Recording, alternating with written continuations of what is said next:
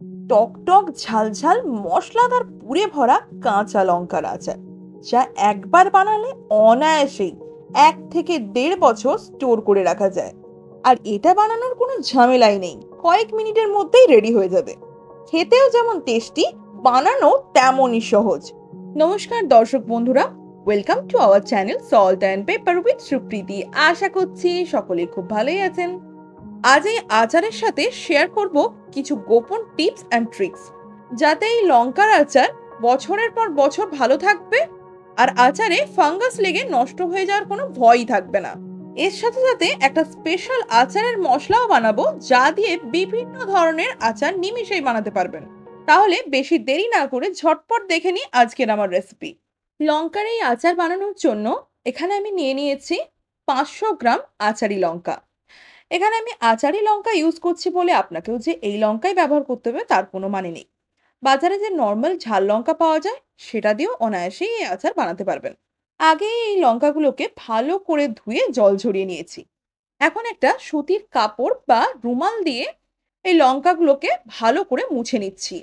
আচার যেমনই হোক না কেন, বানানোর সময় সবজির মধ্যে সামান্য একটু যদি জল রয়ে যায় তাহলে কিন্তু কখনোই এটাকে সারা বছর কিংবা বছরের পর বছর স্টোর করা সম্ভব নয়। এতে ফাঙ্গাস লাগবেই লাগবে, কেউ আটকাতে পারবে না। তাই জন্য আমি যেভাবে সুতির কাপড় কিংবা রুমাল দিয়ে লঙ্কাগুলো মুছে নিচ্ছি, আপনিও কিন্তু সেইভাবেই ভালো করে মুছে শুকিয়ে নেবেন।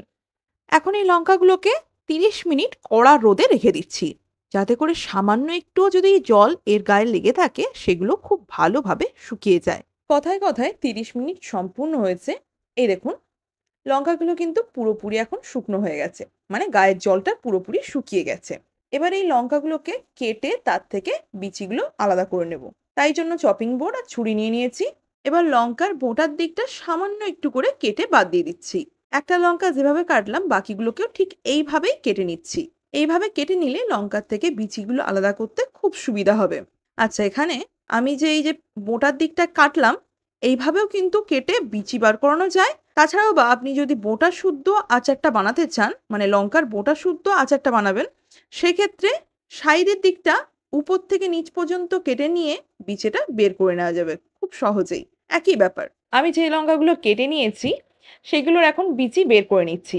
এমনিতে এই লঙ্কাগুলো তেমন একটা ঝাল নয়, তাও বিচিগুলো আমি আলাদা করে দিচ্ছি। কারণ লঙ্কার ভেতরের বিচিগুলো বের করলেই তো ভেতরে পুরটা ভরা যাবে, তাই না? এবার বিচিগুলো যে বের করে ফেলে দিতে হবে তার কোনো মানে নেই।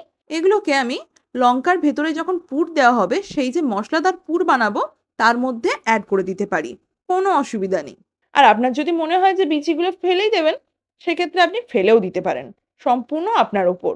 আমি যেভাবে লঙ্কার বিচিগুলো ছুরি দিয়ে খুব সাবধানে বের করে নিচ্ছি, সেভাবে বের করে নিতে হবে। এমনভাবে বের করতে হবে যেন ছুরি লেগে ভেতরটা না কেটে যায়।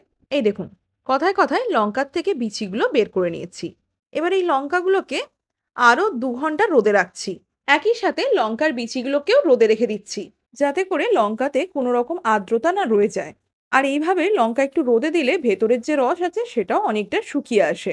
এইরকম ছোট ছোট টিপস মাথায় রাখলেই আপনার আচার বছরের পর বছর নষ্ট হবে না। ওদিকে লঙ্কাগুলো রোদে শুকোতে শুকোতে আচারের জন্য স্পেশাল একটা মশলা বানিয়ে নিচ্ছি। আর এই মশলা দিয়েই কিন্তু আপনি নানান ধরনের আচার নিমিষেই বানিয়ে নিতে পারবেন। গ্যাসের ফ্লেম সম্পূর্ণ লোতে রেখে একটা প্যান বসিয়ে দিয়েছি। এবার এর মধ্যে দিয়ে দিচ্ছি 1/4 কাপ হলুদ সর্ষে। যতটা পরিমাণ হলুদ সর্ষে দিয়েছি ততটাই, মানে 1/4 কাপ কালো সর্ষেও অ্যাড করে দিচ্ছি। দিয়ে দিচ্ছি 1/4 কাপ মৌরি, 3 টেবিলস্পুন গোটা জিরে, 1/4 কাপ গোটা ধনে, 1 টেবিলস্পুন মেথি, 1 টিস্পুন গোলমরিচ, আর সবশেষে দিয়ে দিচ্ছি 10 থেকে 12টা শুকনো লাল লঙ্কা। গ্যাসের ফ্লেম যেমন লো আছে সেভাবেই রাখছি, আর মশলাগুলোকে 1 থেকে 2 মিনিট ধরে রোস্ট করে নিচ্ছি। কন্টিনিউ কিন্তু এভাবে খুন্তি বা স্প্যাচুলা চালিয়ে যেতে হবে, না হলে মশলা পুড়ে যেতে পারে। এখানে কিন্তু মশলাকে আমি পুরোপুরি ভাজছি না। মশলা হালকা একটু গরম হবে আর এর থেকে সুন্দর একটা স্মেল বেরোলেই বুঝে নিতে হবে এটা রোস্ট হয়ে গেছে। কথায় কথায় এগুলো ভালোভাবে রোস্ট হয়ে গেছে। গ্যাসের ফ্লেমটা অফ করে দিয়ে এটাকে পুরোপুরি ঠান্ডা করে নিচ্ছি। এখন একটা কড়াই নিয়ে নিয়েছি। কড়াইটাকে ভালোভাবে গরম করে এর মধ্যে দিয়ে দিচ্ছি 1/2 লিটার সর্ষের তেল। আচারে সবসময় সর্ষের তেল অ্যাড করলেই আমার মনে হয় সবথেকে বেশি স্বাদ আসে। গ্যাসের ফ্লেম এখন মিডিয়াম টু হাই রাখছি আর তেলটাকে খুব ভালোভাবে গরম করে নিচ্ছি যতক্ষণ না এর থেকে ধোঁয়া বেরোচ্ছে।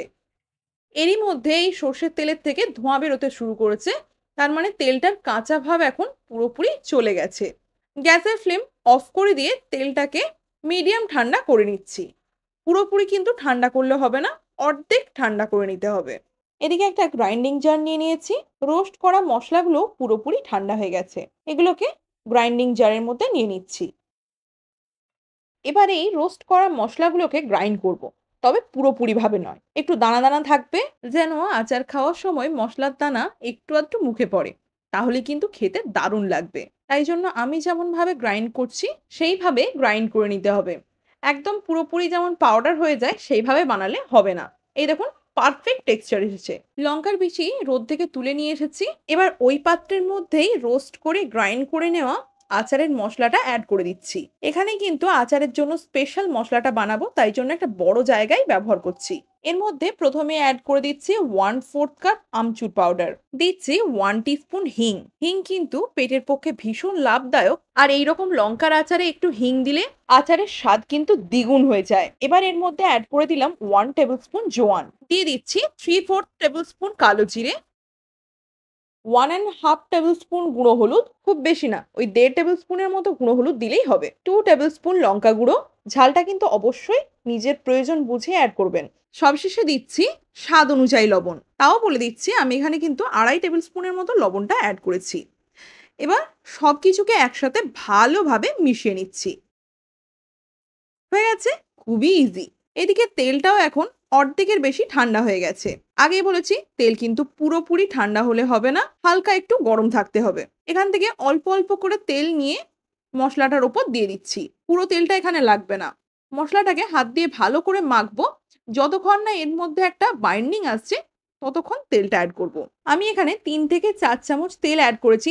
এতেই দেখতে পাচ্ছেন মশলার মধ্যে খুব সুন্দর একটা বাইন্ডিং চলে এসেছে। এভাবে হাত দিয়ে মুঠি করে দেখে নিতে হবে। একবারে খুব বেশি তেল দিয়ে দিলে মশলার মধ্যে কিন্তু বাইন্ডিং আসার বদলে মশলা ছেড়ে ছেড়ে যাবে। লঙ্কাগুলোকে রোদ থেকে তুলে নিয়ে এসেছি। আমি যেভাবে এবার লঙ্কাগুলোর মধ্যে পুর ভরে দিচ্ছি সেভাবেই পুরগুলো ভরে নিতে হবে। এই যে খুব সুন্দর করে একটা লঙ্কার মধ্যে আমি পুর ভরে নিয়েছি। এইভাবেই সব লঙ্কার মধ্যে আস্তে আস্তে পুরগুলো ভরে নিতে হবে। কাজটা একটু ধৈর্য ধরে করতে হবে। আমি একা হাতে করছি বলে একটু সময় লাগছে। বাড়িতে যদি বেশি লোকজন থেকে থাকে তাহলে সবাই মিলে গল্প করতে করতে করলে কিন্তু কাজটা ভীষণ ইজি হয়ে যায় আর খুব কম সময়ের মধ্যেই সব লঙ্কার মধ্যে পুর ভরা হয়ে যাবে। এই দেখুন, আমি কথায় কথায় সব লঙ্কাগুলোর মধ্যে পুর ভরে নিয়েছি। এখন এগুলোকে আরো 2 থেকে 3 ঘন্টা রোদে রেখে দিচ্ছি। এইভাবে বারবার রোদে দেওয়ার ফলে আচার কিন্তু বছরের পর বছর নষ্ট হবে না।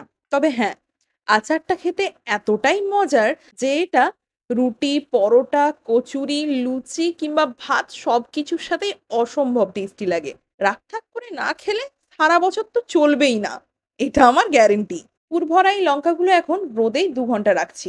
লঙ্কাতে পুর ভরার পর এখনো বেশ কিছু মশলা রয়ে গেছে। আর এদিকে আমি বেশ কিছুটা তেলও আগে সরিয়ে রেখেছিলাম। মানে মশলা মাখানোর পর যে তেলটা সাইড করেছিলাম সেই তেলটার কথা বলছি। তার থেকে কিছুটা তেল সরিয়ে দিয়ে পুরোটাই এর মধ্যে অ্যাড করে দিয়েছি। তেল আর মশলাটাকে খুব ভালোভাবে মিশিয়ে নিচ্ছি। দিয়ে দিচ্ছি 1/4 কাপ ভিনিগার। এখানে আমি ভিনিগার অ্যাড করেছি। আপনি চাইলে ভিনিগারের জায়গায় ওই সেম পরিমাণ মানে 1/4 কাপ পাতিলেবুর রস অ্যাড করতে পারেন। ভিনিগারই অ্যাড করুন কিংবা পাতিলেবুর রস। এতে যেমন আচারের টেস্ট দ্বিগুণ হবে, তার সাথে সাথে আচারে ফাঙ্গাস লেগে আচার নষ্ট হওয়ার কোনো রকম ভয় থাকে না। 2 ঘন্টা সম্পূর্ণ হয়েছে, লঙ্কাগুলোকে তাই রোদ থেকে তুলে নিয়েছি। এবার আমি আচারটা স্টোর করব। তাই জন্য এখানে কাঁচের একটা জার নিয়েছি, যেটাকে খুব ভালো করে পরিষ্কার করে ধুয়ে নিয়ে সেটাকে সারাদিন রোদে রেখেছিলাম, যাতে করে এর মধ্যে যদি কোনো ব্যাকটেরিয়া থেকে থাকে তাহলে সেটা পুরোপুরি নষ্ট হয়ে যাবে। আচার সবসময় চেষ্টা করবেন কাঁচের জারেই স্টোর করার, এতে করে আচার কিন্তু চট করে নষ্ট হয় না। কথায় কথায় সব লঙ্কাগুলোকে আমি এই কাঁচের জারের মধ্যে নিয়ে নিয়েছি। এবার তেল আর মশলার মিশ্রণটা উপর থেকে এইভাবে দিয়ে দিচ্ছি। এখানে একটা ছোট্ট টিপস, আচারের মধ্যে মশলা 19-20 হতেই পারে, কিন্তু আচার যদি বছরের পর বছর ভালো রাখতে চান তাহলে কিন্তু তেলটা ঠিকঠাক অ্যাড করতে হবে। মানে আচারের আমি হোক কিংবা লঙ্কা, তাহলে কিন্তু এটা খুব সহজে নষ্ট হয় না। 1/2 লিটার তেল গরম করে আমি সেখান থেকে সামান্য একটু নিয়ে লঙ্কার পুরটা বানিয়েছি। তারপর কিছুটা তেল আমি রেখেছিলাম, যেটাকে এক্সট্রা মসলা ছিল সেটা মিক্স করেছি। তারপর সেখান থেকে কিছুটা রেখেছিলাম, যেটা সবশেষে অ্যাড করে দিয়েছি। তাহলে আমি ওই 1/2 লিটার তেলকে 3 বার অ্যাড করেছি। এখন এই কাঁচের জারের ঢাকনা আটকে দিয়ে এটাকে হালকা হাতে এইভাবে নাড়িয়ে নিচ্ছি, যাতে তেলটা ভালোভাবে ওপর নিচ হয়ে যায় আর সব মশলাপাতিও খুব ভালোভাবে মিক্স হয়ে যায়। হয়ে গেছে। এখন আমি ছাদে চলে এসেছি। আর ছাদে এসে এটাকে কড়া রোদে রাখছি, তবে ঢাকনাটা খুলে দিচ্ছি। এইভাবেই আমি কড়া রোদে এটাকে সারাদিন রাখবো, ঠিক ৩ থেকে ৪ দিন। লঙ্কাগুলো ৩ থেকে ৪ দিন পরেই কিন্তু বেশ নরম হয়ে যাবে, মানে গলতে শুরু করবে। তখন কিন্তু এটা রুটি, পরোটা, কচুরি কিংবা ভাত যেকোনো কিছুর সাথে একবার হলেও খেয়ে দেখবেন। আশা করি আপনার ভীষণ ভালো লাগবে। আজকের এই আচারের রেসিপি আপনার ভালো লেগে থাকলে লাইক, শেয়ার, কমেন্ট, চ্যানেলে নতুন বন্ধু হয়ে থাকলে চ্যানেলটি সাবস্ক্রাইব করার অনুরোধ রইল। ভালো থাকবেন, সুস্থ থাকবেন। ধন্যবাদ।